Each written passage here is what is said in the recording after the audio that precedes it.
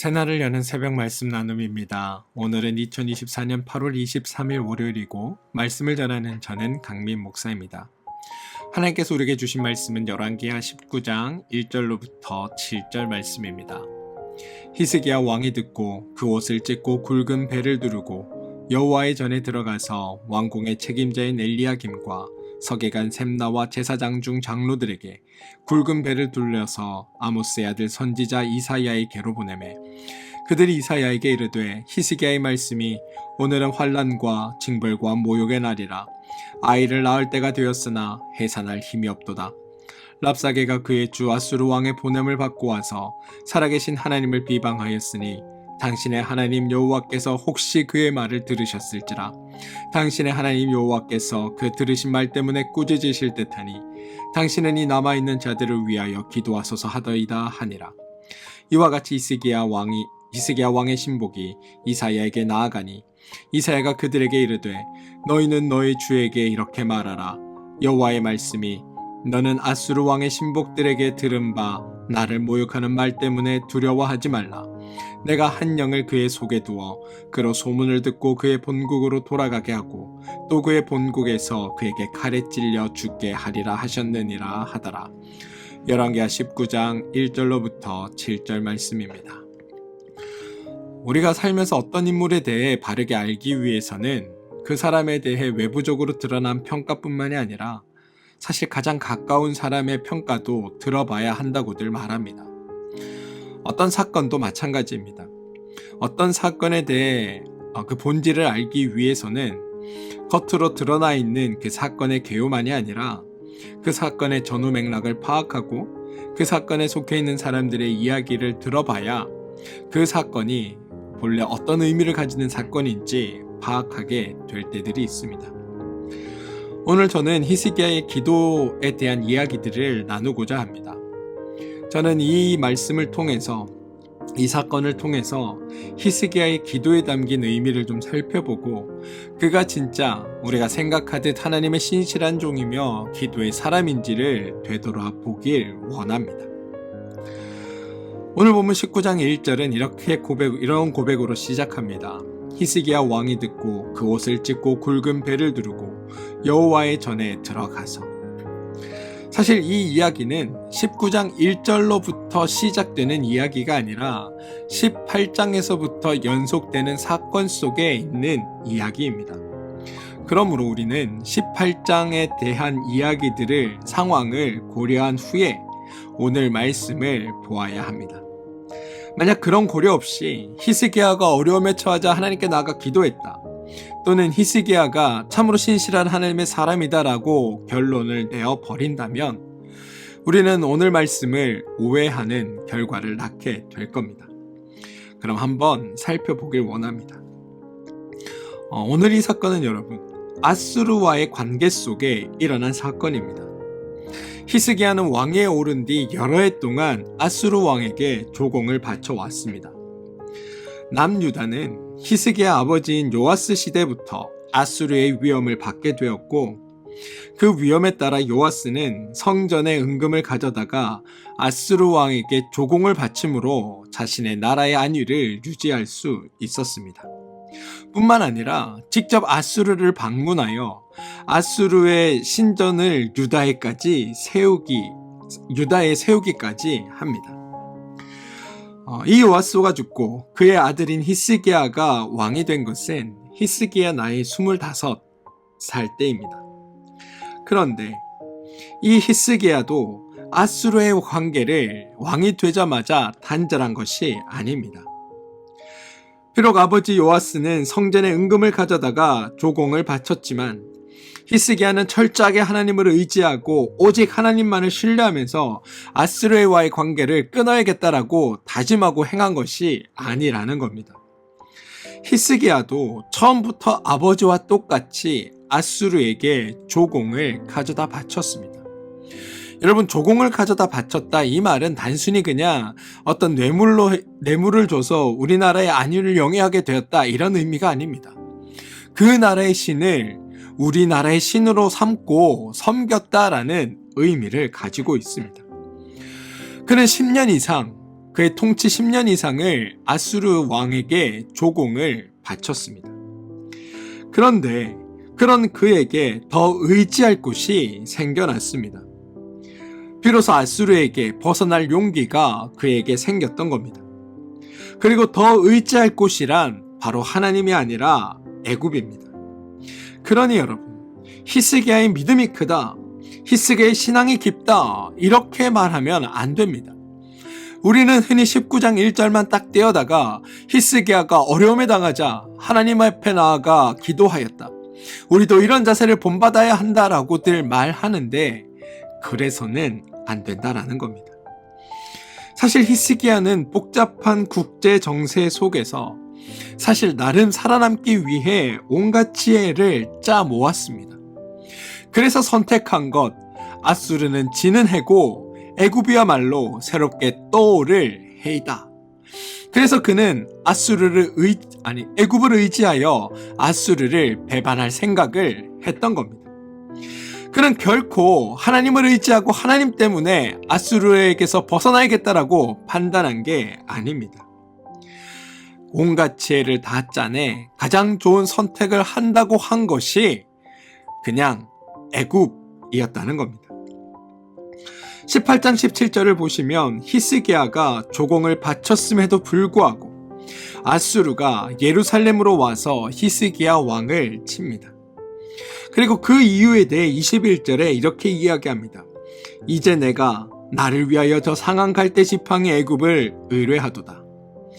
히스기야가 아수르를 반역한 건 사실입니다. 그런데 그 근거는 14년 동안 아수르에게 조공을 바치는 것을 중단하고 이제부터 하나님을 의지하겠다가 아니라 이제부터 애굽을 의지하여 아수르의 이 세력으로부터 벗어나겠다라고 선택한 것, 그리고 그 선택의 결과가 오늘 남유다를 위험에 빠뜨리게 되었고, 그래서 오늘 19장의 그 위험 앞에 히스기야가 옷을 찢고 굵은 배를 두르고 여호와의 전에 들어가게 된 이유가 되었다고 성경은 우리에게 전하고 있는 겁니다. 여러분, 히스기야가 여호와의 전에 들어갔다라는 이 말을 우리는 잘 생각해야 합니다. 단순히 히스기야가 하나님께 기도하러 여호와의 전에 들어간 게 아닙니다. 당시 여러분, 여호와의 전은 이방 신들을 수입한 만신전과 같은 역할을 하고 있었습니다. 남유다의 수많은 왕들이 그들이 원하는 신들을 외국에서 수입하였고, 그 신들을 수입할 때마다 신전을 세울 수 없었기에 그 신상을 만들어 신상이 없던 여호와의 전에다 가져다 놓고 그 왕들이 각자 신이라고 원하는 이들에게 다 절했던 곳이 여호와의 전이었습니다. 따라서 이름만 여호와의 전이었지 그곳은 곧 만신전과 같은 곳이었고, 히스기야도 여호와께 나아가 기도한 것이 아니라 그냥 여호와의 전에 들어가서 자신이 신이라고 생각하는 그 신에게 기도하는 일이 오늘 일어나는 사건이라는 겁니다. 19장을 보시면 여러분, 히스기야가 애굽을 의지하고 아수르를 배반하였고 아수르가 쳐들어와 위험에 처해 있습니다. 그런 상황에서 19장 1절에 히스기야는 여호와의 전으로 들어갑니다. 히스기야가 여호와의 전에 들어간 건 여러분, 히스기야로서는 아무런 방법을 찾을 수 없기 때문입니다. 그래서 그 여호와의 전에 있는 수많은 신들을 향해 그 누구라도 자기의 기도를 들어주고 자기의 상황을 해결해 달라고 빌기 위해 들어간 겁니다. 오직 하나님께 의지하기 위해 들어간 게 아니라는 겁니다. 그래서 지금부터 살펴본 히스기야가 여호와의 전에 가서 한 말과 행동이 우리는 이상하다라는 것을 발견할 수 있는 겁니다. 1절과 2절에 의하면 히스기야가 본인도 굵은 배를 두르고 왕궁의 책임자인 엘리야김과 서기관 셈나와 제사장 중 장로들에게 굵은 배를 입혀서 선지자 이사야에게 보내는 것을 볼 수 있습니다. 그리고 3절 이하는 사신들이 이사야에게 전한 말입니다. 히스기야가 직접 여호와께 간절히 기도한 것이 아닙니다. 읽어보시면 그들이 이사야에게 이르되 히스기야의 말씀이 해서 이제부터 히스기야의 말이 이어집니다. 오늘은 환난과 징벌과 모욕의 날이라. 아이를 낳을 때가 되었으나 해산할 힘이 없도다. 랍사게가 그의 주 아수르 왕의 보냄을 받고 와서 살아계신 하나님을 비방하였으니 당신의 하나님 여호와께서 혹시 그의 말을 들으셨을지라. 당신의 하나님 여호와께서 그 들으신 말 때문에 꾸짖으실 듯하니 당신은 이 남아있는 자들을 위하여 기도하소서 하더이다입니다. 여러분, 지금 히스기야가 하나님께 간절히 매달리는 것처럼 보이십니까? 아수르와의 관계를 끊고 애국과의 관계도 끊고 유다의 운명을 오직 하나님의 손에 의지하는 것처럼 들리십니까? 전혀 아닙니다. 믿음의 왕 히스기야니 전무후무하게 여호와를 의지했던 왕이라는 등의 이러한 환상에서 벗어나시기를 바랍니다. 1절과 5절 히스기야의 이 이야기 속에 드러난 히스기야의 신앙에 대해 한번 살펴봅시다. 여기서 우리가 확인할 수 있는 건 여러분 한 3가지 정도 되는데요. 첫 번째, 히스기야는 직접 기도한 게 아니라는 겁니다.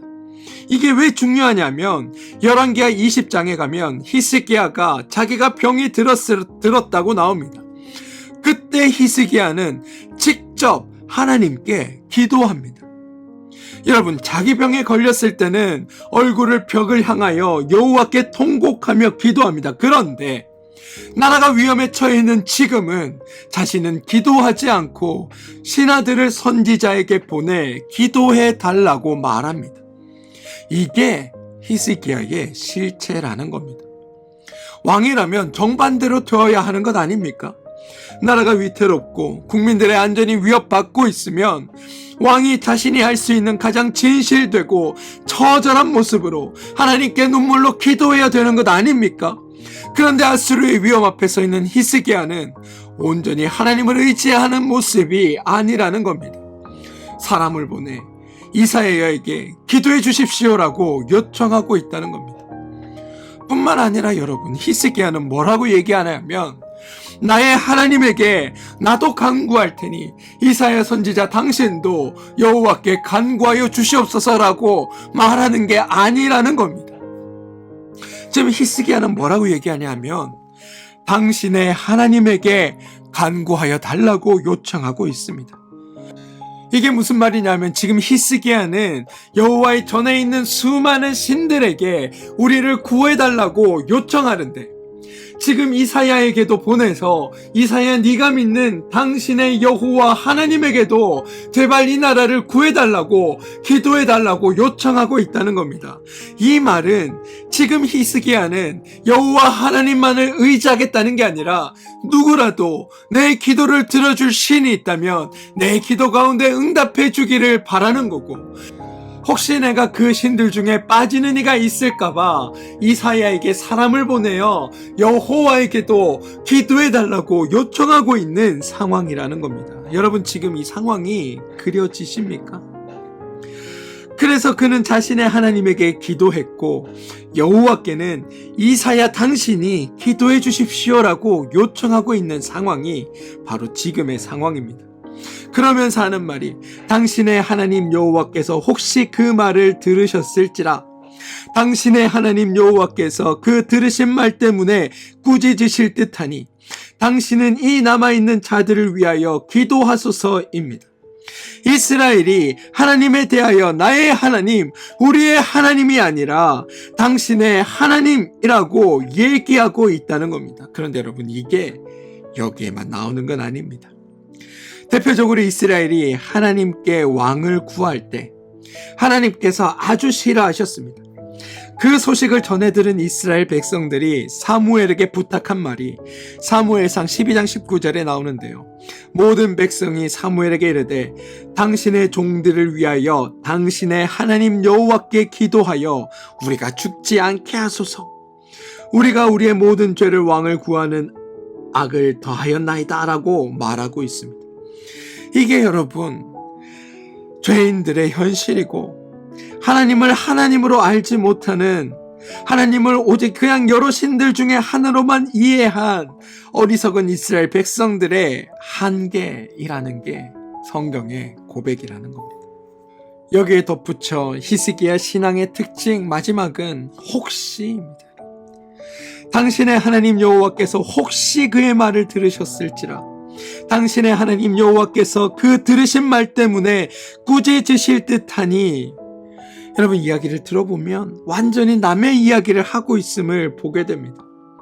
지금 히스기야에게서는 하나님에 대한 신뢰도 없고 하나님의 일하심에 대한 확신도 없고 하나님이 이스라엘의 하나님으로서 그들 가운데 세우신 언약과 그들을 책임지시겠다고 하신 그 약속에 대한 생각도 전혀 없음을 보게 된다는 겁니다. 여러분 이게 신앙적입니까? 이걸 가지고 신실한 하나님의 종이라고 말할 수 있겠습니까? 기도의 사람이다라고 말할 수 있겠느냐라는 겁니다. 제가 만약 하나님이라면 이러한 히스기야에 대해 허탈해하기도 하고 화도 날 법합니다. 그런데 여러분 여기서 하나님의 은혜가 드러납니다. 이런 믿음 없는 히스기야의 모습 앞에 하나님은 응답해 주셨다는 겁니다. 여러분 이게 기적이고 이게 은혜입니다.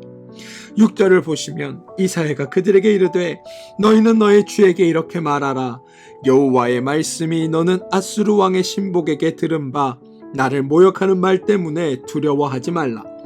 내가 한 영을 그 속에 두어 그로 소문을 듣고 돌아가게 하고 또 그의 본국에서 그에게 칼에 죽게 하리라 하셨느니라 하더라. 여러분 히스기야의 이런 모습에도 불구하고 하나님은 아주 명쾌하게 응답하고 계십니다.